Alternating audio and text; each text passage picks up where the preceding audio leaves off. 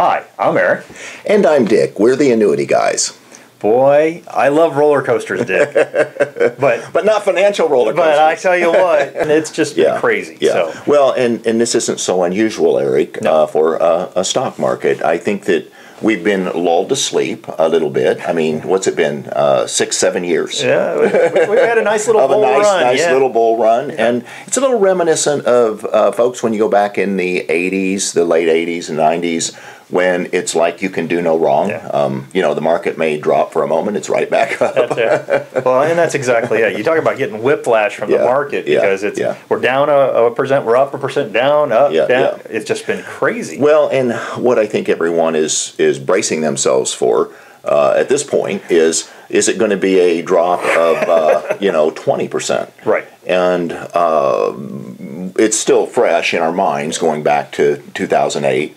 And for retirees that have to rely on their portfolio, I guess the question really is, how do you balance your portfolio so that you take some of that market volatility out of it, at least with some portion of your portfolio? Right. And what about market-free annuities, Eric? Well, and that's we get that question quite a bit. Is now the time to put my money into an annuity?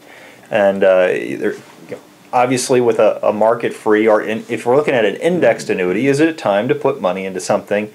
And then if the market corrects, well, I'm back at, well, guess what? You haven't taken the loss. That's the first and key aspect. So you're taking your gains and putting them in a position where they're locked in. Correct. And I think that's the first thing you have to think. Because I have a lot of people thinking, well, maybe I'll just wait until the market corrects, and then I'll put it in the annuity. Right, which if you're going to move to cash right now, that's fine. Yeah. But and we're just not proponents of market timing. Right. There's just no way to know exactly if it's going to happen this month, next month, But if all this up and down is giving you a lot of anxiety, if you're having trouble sleeping, and if you're truly concerned about your retirement, don't wait for the market to correct. Move to a safe position now. Get out of it. Yes. Take your money off the table. Well, and I've heard that from others that if you see yourself when the market corrects pulling money out at that point, becoming concerned and protecting your money, you're better off to take some off the table now while the market's still up there, respectably high. But the key to taking money out isn't necessarily just to get a feeling of less market volatility, but it's really more about meeting your retirement objectives. Right. And many times when the market's just sailing along and you're not sensing volatility, you really feel like you're meeting your retirement objectives. But then reality sets in. And you're really fully at risk, and many people don't want that much of their portfolio remaining at risk. Right. The entire portfolio. Mom always taught me, buy low, sell high. Retain your gains now. You've got a chance to sell at the high points, or still pretty close to the high points. Yes. Take some of those dollars off the table. It may be a time to reposition your assets, and that's what an annuity can do for you. Sure. There's a power here of being able to lock in those gains.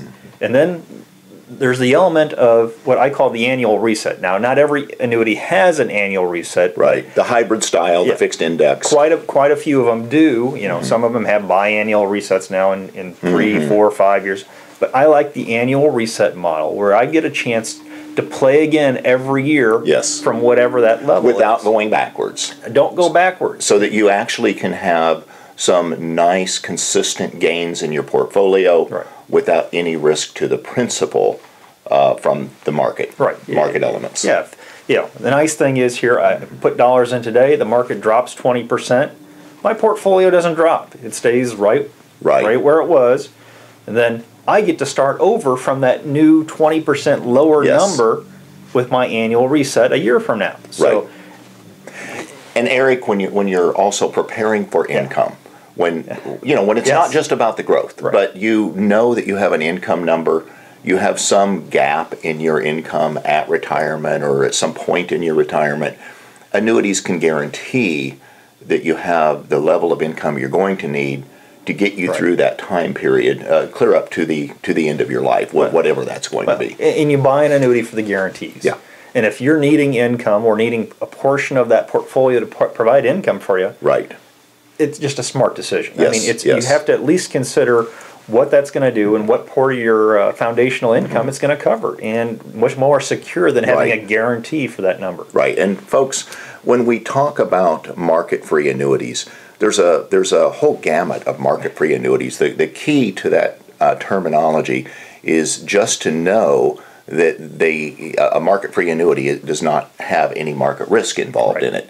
And so that could be an immediate annuity, a fixed annuity, a fixed index annuity, and that's the one that's usually the most confusing, because the index acts tied to the indexes that are most commonly associated with market performance. The Exactly. S&P 500, the Dow, the Nasdaq. Yes. Those, yes, they're equity indexes, but your dollars are not actually invested in those in the market. So it's just a way that folks can get higher interest crediting above and beyond their minimum guarantees, or above and beyond a declared fixed rate by the company. It's just another option to add a little growth to the annuity. So it's understanding that, yes, there is some of those equity names out there, but as long as you're using a fixed indexed annuity, you're not in the market. You are a market free. Now, variable annuity, sorry, you're in the market. Right, exactly. And so we want to differentiate between those two, because yes, you could have indexed sub-accounts in a variable annuity. Right. But the variable annuity is going to have the higher fees. Higher fees. It's just putting your principal at risk. Right. And there's some places for a variable annuity, but most of the folks that we talk to are more interested in protection of principal and the highest possible guarantees for income. So, yeah, just to differentiate amongst those two. So, if they're looking to retain your gains and avoid some of the market volatility, it might be time. Agreed.